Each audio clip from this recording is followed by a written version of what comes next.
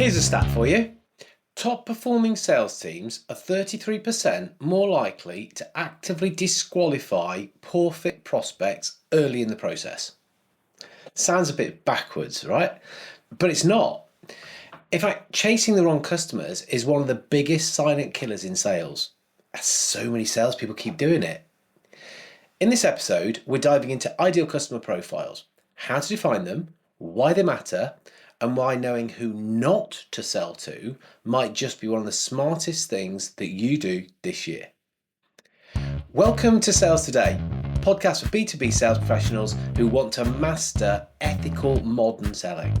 I'm Fred Copestake, sales trainer, consultant, author of Selling Through Partnering Skills, Hybrid Selling, and Ethical Selling.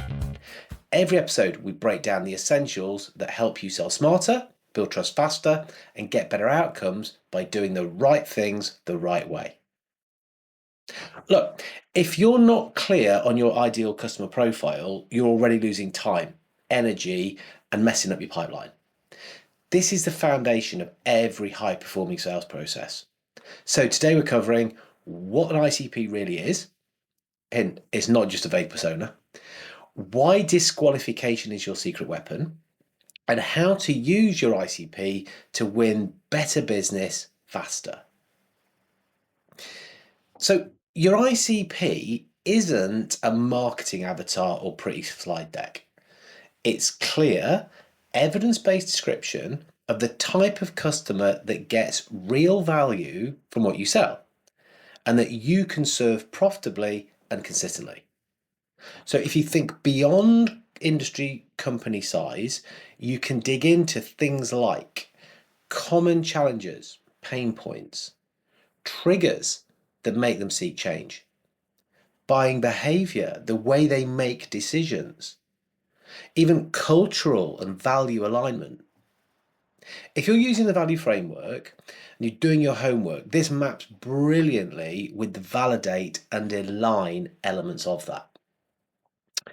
One of my clients selling IT services found that social care customers gave them the biggest headaches. There's long sales cycles, high compliance costs, limited budget flexibility.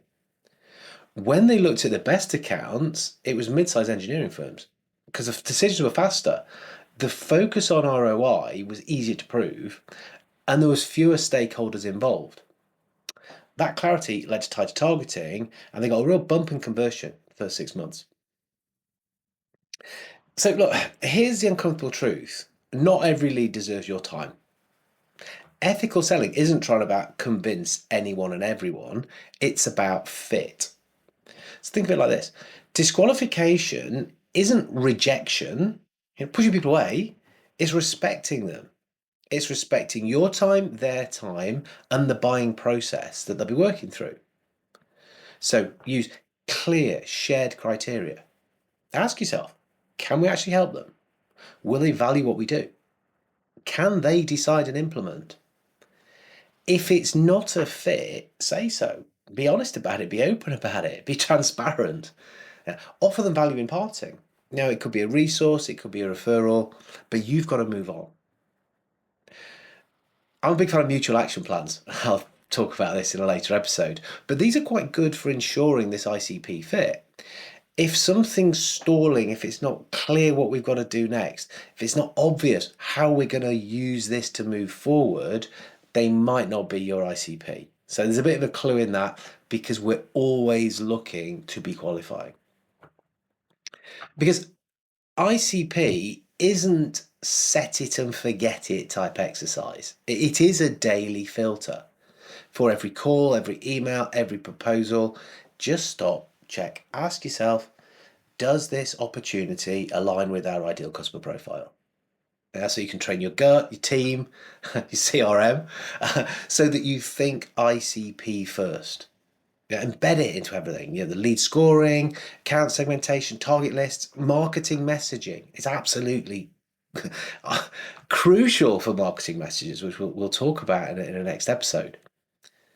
So, if you're a sales manager, you might be listening to this and thinking, okay, how can I use it?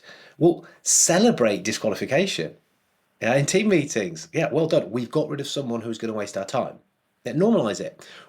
Reward the focus for people understanding this is where we can make a difference and this is where we're going to put our time and effort. So the value framework, spoke about it before, it's in the book, supports this. You validate before you align, before you go into researching and spending a lot of time and effort, your most valuable resource. So don't skip steps. That doesn't save time. It can end up wasting time.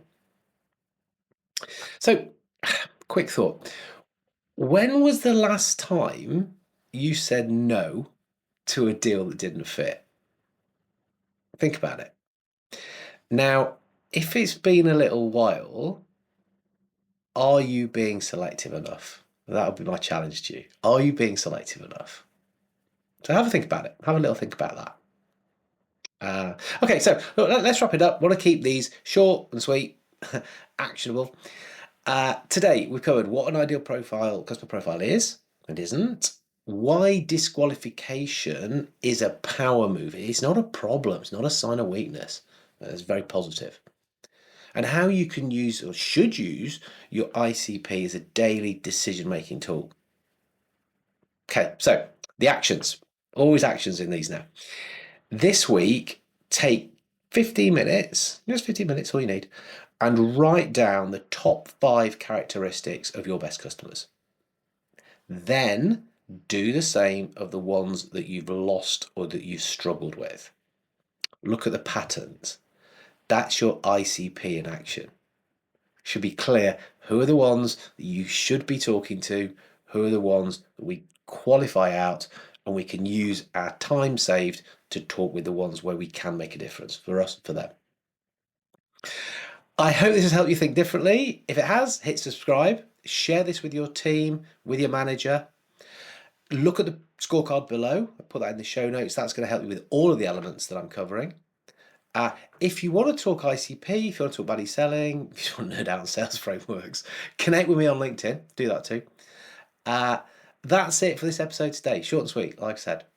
I'm Fred Copestake. Until next time, keep selling the right way.